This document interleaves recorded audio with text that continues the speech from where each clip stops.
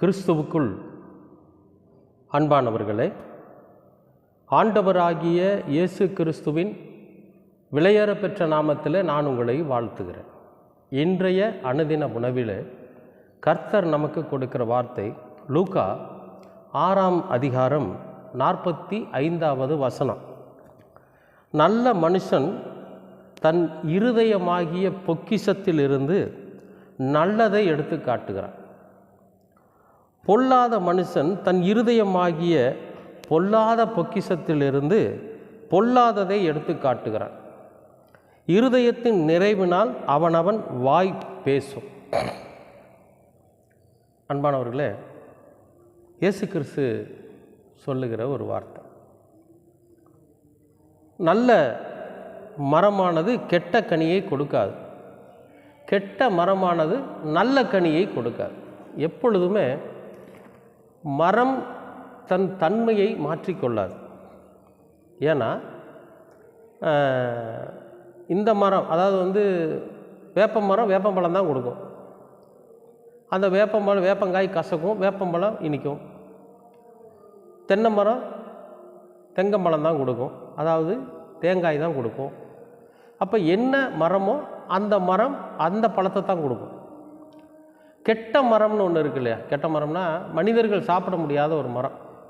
சில காய்கள்லாம் விஷமானதாக இருக்கும். என்ன இது என்னது, அரளி மரம்னு ஒன்று இருக்குது.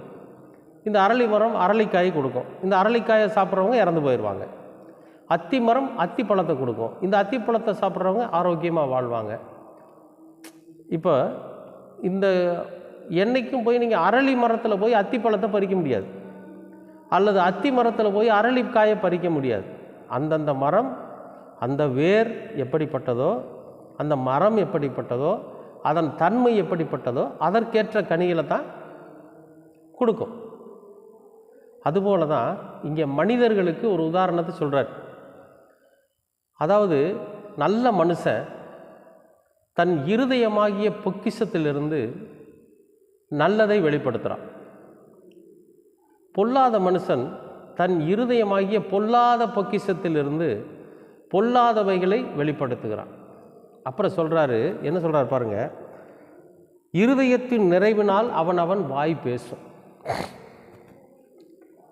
அப்போ ஒரு மனுஷன் கெட்டவனா நல்லவனா அப்படிங்கிறத எதில் வச்சு தெரிஞ்சுக்கலாம் அப்படின்னு சொல்லி இயேசு கிறிஸ்து சொல்கிறாருன்னா, அவன் பேசுகிற வார்த்தையிலிருந்தே தெரிஞ்சுக்கலாங்கிறார். ஒருவன் நம்மிடத்தில் பேச வரான்னு வச்சுங்களேன், அது யாராக வேணாலும் இருக்கலாம். நண்பராக இருக்கலாம், உறவினர்களாக இருக்கலாம், புதுசாக அறிமுகமான யாராக வேணாலும் இருக்கலாம். அவங்க பேசுகிற பேச்சிலேயே அவர்கள் நல்லவர்களா கெட்டவர்களா, நல்லவர்களா பொல்லாதவர்களா அப்படின்னு தெரிஞ்சுக்கலாமா? இப்போ அதை தெரிந்து கொள்வதற்கு என்ன வேணும்னா தேவ ஞானம் இருக்கணும், கடவுள் கொடுக்குற ஞானம் இருக்கணும். அந்த ஞானம் இருந்தால் தான் நம்மிடத்தில் பேசுகிறவன் எதுக்காக பேசுகிறான், அவனுடைய நோக்கம் என்ன, நம்மை வஞ்சிப்பதற்காக பேசுகிறானா, அல்லது நம்மை வாழ்த்துவதற்காக பேசுகிறானா, அல்லது நமக்கு ஒரு நல்ல வாழ்க்கையை உருவாக்கி கொடுப்பதற்காக பேசுகிறானா அப்படிங்கிறத நாம் அறிந்து கொள்ள முடியும். சரி, இப்போ பாருங்கள், நயவஞ்சகமான பேச்சு இருக்குது. சில பேர் வஞ்சக புகழ்ச்சின்னு சொல்லுவாங்க. நம்மளை ரொம்ப புகழ்ந்து பேசுவாங்க. நீங்கள் மட்டும் இல்லைன்னா இந்த இடத்துல நடந்திருக்காதுங்க, இப்படி ஒரு காரியம் நடந்திருக்காது, இதுக்கு நீங்கள் தான் காரணம். நாம் ஏதோ ஒரு நன்மை செஞ்சுருப்போம், அந்த நன்மையினால் ஒரு பிரயோஜனம் அடைஞ்சிருப்பாங்க சில பேர். அதை தெரிந்து கொண்டு அவங்க என்ன பண்ணுவாங்கன்னா, அந்த காரியத்தை சொல்லி நம்மளை அப்படியே உயர்த்திட்டு ஒரு தீமையான காரியத்தையும் நம்மை கொண்டு சாதிக்க வேண்டும் என்று நினச்சி அதில் நம்மளை கொண்டு சிக்கலில் சிக்க வச்சுருவாங்க. அப்போ அந்த காரியத்தில் ஒரு தவறு நடந்துருது, அது அரசாங்கத்துக்கு விரோதமான காரியமாக இருக்கும், அல்லது குடும்பத்துக்கு விரோதமான காரியமாக இருக்கும். ஏதாவது ஒரு விரோதமான காரியம் அது மக்களுக்கு தெரிஞ்சு போய் அது யார் அந்த காரியத்தை செஞ்சாங்கன்னு தேடுறப்ப அவர் என்ன பண்ணுவார், எனக்கு தெரியாதுங்க, இவர் தான் செஞ்சாருங்க. அப்போ நாம் இல்லைங்க, இவர் தான் செய்ய சொன்னார், அல்லது இவர் தான் எங்கிட்ட முதல் இந்த காரியத்தை குறித்து பேசினார் அப்படின்னு நம்ம சொன்னோம்னா அதை ஏற்றுக்கொள்வாங்களா? மாட்டாங்க. எப்போ அவன் தான் செய்ய சொல்கிறான்னா உனக்கு எங்கேயா போச்சு புத்தின்னு கேட்பாங்கல்ல. அப்போ தீமையான காரியத்தை செய்வதற்கு நயவஞ்சக பேச்சு, வஞ்சக புகழ்ச்சி, இப்படியெல்லாம் பலவிதமான விஷயங்களை கையில் எடுப்பாங்க. அப்போ உண்மையிலேயே அவங்க நாம் நல்லா இருக்கணுங்கிறதுக்காக, நம்ம வாழணுங்கிறதுக்காக, நம்ம கடவுளுக்குள்ளே இருக்கணுங்கிறதுக்காக இந்த காரியத்தை சொல்கிறாங்களா, அல்லது அவர்கள் சுயநலத்துக்காக சொல்கிறாங்களா, அவர்களுடைய காரியம் நிறைவேற வேண்டும் என்பதற்காக சொல்கிறாங்களா அப்படிங்கிறத நம்ம ஆராய்ஞ்சு பார்க்கணும். அவன் யார், அவன் நல்ல மரமா, அவன் கெட்ட மரமா, அவனுடைய ஒருத்தன் நம்மளை ஒரு விஷயம் செய்ய சொல்கிறாங்கன்னா உடனே நம்ம செஞ்சிடக்கூடாது. எதுக்காக இதை சொன்னாங்க, என்ன காரணத்துக்காக சொன்னாங்க அப்படிங்கிறத நாம் கொஞ்சம் ஆராய்ஞ்சு பார்க்கணும். இன்றைக்கு வேதத்தை எடுத்துக்கொண்டு கூட பல பேர் நம்மளை வஞ்சிக்கிறாங்க. அதனால தான் வேதத்தில் ஒரு வசனம் உண்டு. அதாவது யாரை விழுங்கலாமோ என்று கர்ஜிக்கிற சிங்கம் போல பிசாசானவன் திரியிறான் அப்படின்னு சொல்லி பைபிளில் ஒரு வசனம் இருக்குது. அப்போ இந்த வேதத்தை கையில் எடுத்துகிட்டு கூட நம்மை வஞ்சிப்பதற்காக அநேகர் கிளம்பி இருக்கிறாங்க. இப்போ அவர்களையெல்லாம் நாம் அடையாளம் கண்டு கொள்ள வேண்டும் என்று சொன்னால் நாம் இந்த வேதத்தை முதல்ல வாசிக்கணும், அவர்களை அடையாளம் கண்டு கொள்ளணும். பரிசுத்த ஆவியானவருக்கு நாம் இருதயத்தில் இடம் கொடுக்குறப்போ நம்மிடத்தில் பேசுகிறவனுடைய ஆவி இன்னதென்று நமக்கு அவர் வெளிப்படுத்துவார், நாம் அறிந்து கொள்ள முடியும். அப்போ அவன் எதுக்காக பேசுகிறான், அவனோட புகழ்ச்சி வஞ்சக புகழ்ச்சியாக உண்மையிலேயே புகழ்கிறானா, அல்லது அவன் நம்மளை செய்ய சொல்ல தூண்டக்கூடிய காரியத்தினால நன்மைகள் நடக்குமா, அல்லது நமக்கு தீமையாய் அது நடக்குமா அப்படிங்கிறத ஆராய்ந்து பார்த்து அதற்கு பிறகு அந்த காரியத்தை செய்வதற்கான முயற்சியை நாம் எடுக்கிறதுக்கு ஆவியானவர் வழிகாட்டுவார். அன்பானவர்களே, இன்றைக்கு இந்த காலகட்டத்தில், இந்த கடைசி காலகட்டத்தில் ஒருவரை ஒருவர் வஞ்சிப்பார்கள் அப்படின்னு சொல்லி வேதத்தில் இருக்கு. நம்மை வஞ்சிக்கிறவர்கள் அநேகராக இருக்கிறாங்க. அப்போ அவங்க பேசுகிற போது அந்த வார்த்தையின் அழுத்தம் என்ன, அந்த வார்த்தையின் அர்த்தம் என்ன, எதற்காக அந்த வார்த்தையை பயன்படுத்துகிறாங்க அப்படிங்கிறத நம்ம நல்லா கூர்ந்து கவனிக்கணும். அப்போ கூர்ந்து கவனித்து ஒரு முறைக்கு 2 முறை அவங்க பேசும்போது நாம் கேட்குறப்போ அதில் என்ன பண்ணுவாங்க தெரியுங்களா, சரியானபடி உண்மையான வார்த்தையை பேசுகிறவங்களாக இருந்தால்,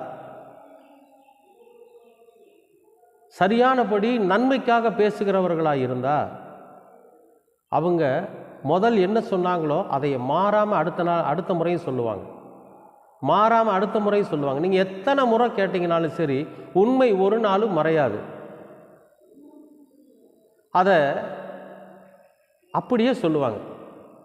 முதல் முறையாக நம்ம இடத்துல என்ன சொன்னாங்களோ எத்தனை முறை அதை கேட்டாலும் அதை என்ன பண்ணுவாங்க, திருப்பி திருப்பி அதை தான் சொல்லுவாங்க. ஆனால் இந்த வஞ்சகத்திற்காக, சுயநலத்திற்காக, எப்படியாவது நம்மை கொண்டு காரியத்தை சாதித்து விடலாம் அப்படிங்கிறதுக்காக சொல்கிறாங்க பார்த்தீங்களா, அவங்க எப்படி பேசுவாங்கன்னு கேட்டிங்கன்னா, முதல் முறை என்ன சொன்னாங்களோ 2வது முறை பேசுகிறப்ப அதை விட இன்னும் கொஞ்சம் அதிகமாக சேர்த்து பேசுவாங்க. 3வது முறை மறுபடியும் நீங்கள் அதை மறுபடியும் சொல்லுங்கள் அப்படின்னு கேட்டிங்கன்னா 3வது முறை இன்னும் அதிகமான சொற்களை சேர்த்து சொல்லுவாங்க, இன்னும் அதிகமாக நம்மளை புகழ ஆரம்பிப்பாங்க. இந்த மாதிரி அவங்க ஒவ்வொரு முறையும் மாற்றியோ அல்லது பல விஷயங்களை சேர்த்தோ நம்மளை புகழ்ந்தோ பேசுகிறாங்க அப்படின்னா அது வஞ்சக புகழ்ச்சி, நம்மளை கொண்டு பிரச்சனையில் விடுறாங்கன்னு அர்த்தம். அப்போ அவனுடைய இருதயம் என்ன பண்ணுது, எப்படியாவது இவனை இந்த காரியத்தை செய்ய வச்சிடணும், எப்படியாவது இவனை நாம் வஞ்சிச்சிடணும், எப்படியாவது இவனை கொண்டு அந்த செயலை நாம் முடிச்சிடணும் அப்படிங்கிறதுக்காக வேண்டி எந்த விதத்திலே நம்மை வீழ செய்ய முடியுமோ அதற்கான முயற்சி எடுக்கிறதுக்காக ஒவ்வொரு முறையும் விதவிதமான புகழ்ச்சிகளோடு வார்த்தைகளோடு நம்மகிட்ட பேசுவாங்க. நல்லா தெரிஞ்சுக்குங்க. இப்போ மாற்றம் வருகிறது என்று சொன்னாலே, பேசும்போது அவர்கள் எதையாவது சேர்த்துறாங்க, எதையாவது மாற்றி பேசுகிறாங்க அப்படிங்கிறப்பவே அவங்க தவறான காரியத்துக்காக நம்மளை பயன்படுத்த போகிறாங்கன்னு அர்த்தம். நன்மையான காரியத்திற்கு, உண்மையான காரியத்திற்கு நம்மளை ஒருத்தர் பயன்படுத்துகிறாங்க அப்படின்னா அவங்க ஒரு முறை சொன்னதை 1000 முறை கேட்டிங்கனாலும் அதே மாதிரி தான் சொல்லுவாங்க. ஏன்னா அவர்களுடைய நோக்கமெல்லாம் ஒன்று தான், அந்த காரியம் நடக்கணும். ஆனால் வஞ்சிக்கிறவர்களுடைய நோக்கம் என்னென்னா, அவர்களுக்கு காரியம் நடக்கணும், அந்த காரியம் நம்மளால் நடக்கணும், அவர்களுக்கு ஏதாவது அந்த காரியத்தினால ஒரு பிரச்சனை வருகிறது என்று சொன்னால் அந்த பிரச்சனை நமக்கு வந்துடணும், அவங்க தப்பிச்சுக்கிடணும். அதுதான் இவர்களுடைய நோக்கம். அன்பானவர்களே, அப்படிப்பட்டவர்களிடத்தில் நம்ம எச்சரிக்கையாக இருக்கணும். ஆவியானவர் நமக்கு உணர்த்துவார். என்னன்னு, இவன் வஞ்சிக்கிற ஆவியோடு நம்ம இடத்துல பேசுகிறான். உங்களிடத்தில் பேசுகிறவர்கள் எந்த ஆவியில் பேசுகிறாங்கன்னு நீங்கள் புரிஞ்சிக்க முடியும். எப்போ? நாம் ஆவியானவருக்கு இடம் கொடுக்குறப்ப. அன்பானவர்களே, இந்த கடைசி காலத்தில் எச்சரிக்கையாக இருங்கள். ஏன்னா அவனுடைய இருதயத்தில் பொல்லாத சிந்தனைகள் இருக்குமானால் பொல்லாத அந்த பொக்கிஷத்திலிருந்து பொல்லாத வார்த்தைகளை அவன் சொல்லுவான், பொல்லாத காரியத்தை அவன் என்ன பண்ணுவான், செயல்படுத்தணும்னு நினைப்பான். அதனால் ரொம்ப கவனமாக இருங்க. இது கடைசி காலம். அநேகரை வஞ்சிக்கிற ஆவிகள் இந்த உலகத்தில் உலாவி கொண்டு இருக்கிறது. நம்மிடத்தில் பேசுகிறவன் நல்லவனா கெட்டவனா, நல்ல மரமா கெட்ட மரமா, அவனுடைய கனிகள் எப்படிப்பட்டது என்பதை அறிந்ததற்கு பிறகு அவர்களோட உறவு வச்சுக்கலாம், அவங்களோட பேசலாம். அதுக்கெல்லாம் ஒரே வழி என்னன்னா, கடவுளிடத்தில் ஒப்பு கொடுத்து வேதத்தின் வார்த்தைகளை வாசித்து ஆவியானவருக்கு இடம் கொடுக்கிற போது எப்பேற்பட்ட வஞ்சகர்கள் நம்மிடத்தில் வந்தாலும் அவர்களை அடையாளம் கொண்டு கொள்ள முடியும். அவர்களிடத்தில் நாம் விலகி நிற்க முடியும். கர்த்தரோடு இணைந்திருக்க முடியும். நிச்சயமாகவே எச்சரிக்கையாயிருங்கள். கர்த்தர் உங்களை ஆசீர்வதிப்பார். அன்பின் பரலோக பிதாவே, அருமையான நல்ல இந்த அனுதின உணவிற்காக நன்றி. இந்த நாளை நீர் ஆசீர்வதித்து கொடுத்ததற்காகவும் நன்றி. நாங்கள் எங்களிடத்திலே பேச வருகிறவர்கள் எந்த ஆவியிலே எந்த எண்ணத்திலே பேசுகிறார்கள் என்பதை நாங்கள் உணர்ந்து கொள்ளக்கூடிய அளவிற்கு எங்களுக்கு ஞானத்தை தாரும். பரிசுத்த ஆவியானவரின் வழிநடத்துதலை நீர் எங்களுக்கு தாரும். தூய ஆவியானவரை எங்களுடைய இருதயத்திலே குடிகொள்ளச் செய்யும். நாங்களும் இந்த உலகத்தில் வாழ்ந்து கொண்டிருக்கிறோம் ஆண்டவரே, வேறு பிரிக்கப்பட்ட ஜனங்களாக, அசுத்தத்திற்கும் ஆண்டவர் அக்கிரமத்திற்கும் பாவங்களுக்கும் விலகி நிற்கிற பிள்ளைகளாக நாங்கள் ஜீவிக்க நீர் எங்களுக்கு கிருபை பாராட்டுங்க. தொடர்ந்து உமது வசனங்கள் எங்களை வழிநடத்தட்டும். உம்முடைய ஆவியானவர் எங்களை வழிநடத்தட்டும். எல்லாவற்றையும் உமது திருக்குமாரன் நாம் இயேசு கிறிஸ்துவின் வழியாய் கேட்கிறோம் நல்ல பிதா.